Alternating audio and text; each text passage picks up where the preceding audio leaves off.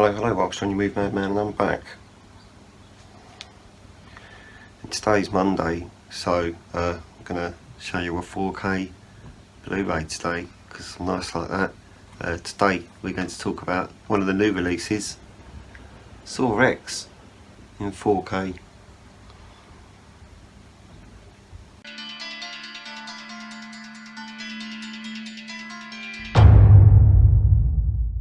So, number 10 in the Saw franchise, hence the X.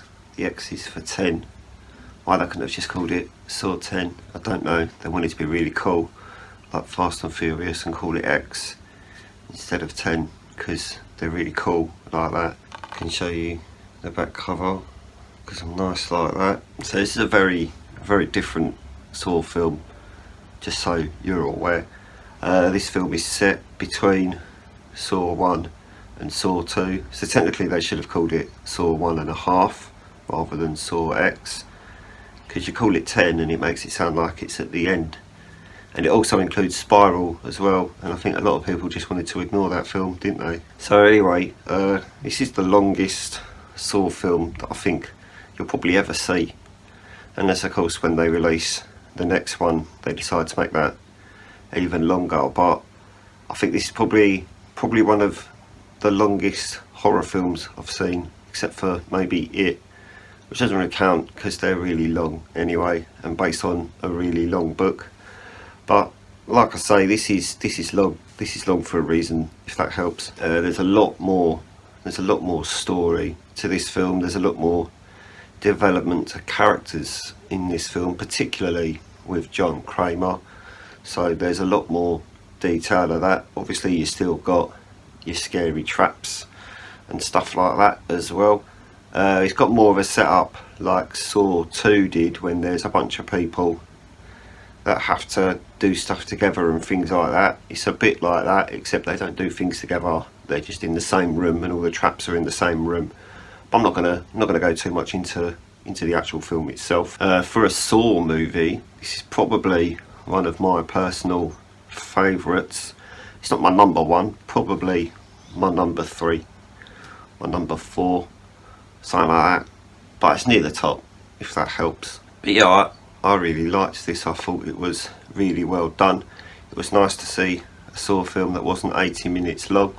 This one's 2 hours, I think, an hour and 58 minutes. If you're gonna do that, it's an hour and 58 minutes, but it's basically 2 hours, alright. For a 4K horror film all set inside with the grimness of it, I thought it looked amazing. To be fair, I wasn't expecting it to look that good, considering how grained out they did the first Saw in 4K. I never watched Spiral. I've got the 4K for Spiral, but I never watched it again. I've only seen that film once. Don't know if I ever will watch it again, to be fair. And then Jigsaw, I've got Jigsaw as well, the 4K of that. The 4K of Jigsaw was basically very similar to the 4K of the first Saw, so I expected this to follow suit with those two, but it didn't really. I thought this was a lot better looking, a lot cleaner looking. There's grain in there, but it's not like in your face grain like you were watching American Werewolf in London. This is more subtle grain. I'm pretty sure it was shot on film, so there's going to be a little bit of subtle grain there anyway. But obviously film negatives of now and film negatives 15 years ago probably very, very different now as well, so there'll probably be a little less grain anyway. There's a lot of stuff inside. In fact, most of this film is set inside. There's maybe 2 or 3 films. No, there isn't. There's maybe 2 or 3 scenes where the camera actually goes outside. So there wasn't loads and loads of outside scenes, but to be fair, when you're watching a Saw film, most of them are set inside anyway. I mean, I think there's maybe 1 trap in the entire franchise that is outside, and even that's not outside, it's just inside a glass building where everyone outside can see. So yeah, enough about it being inside. Just some inside information for you there. There's a lot of really nice colours in here. There's a lot of details to that old looking face of John Kramer. Whether or not they decide to set Saw 11 after this one, I'm assuming that that's going to be the new trend now. I think they kind of regret killing him off in the third film. I think they wish that he'd have just stayed alive. I mean, it was originally only supposed to be a trilogy, and then they found ways to keep making more, as they do with horror films. They could just bring him back from the dead, couldn't they? Make it supernatural and then just continue it on from there. Just have one really weird supernatural Saw film that no one really likes, just to bring John Kramer back from the dead, and then continue on after that. That would work.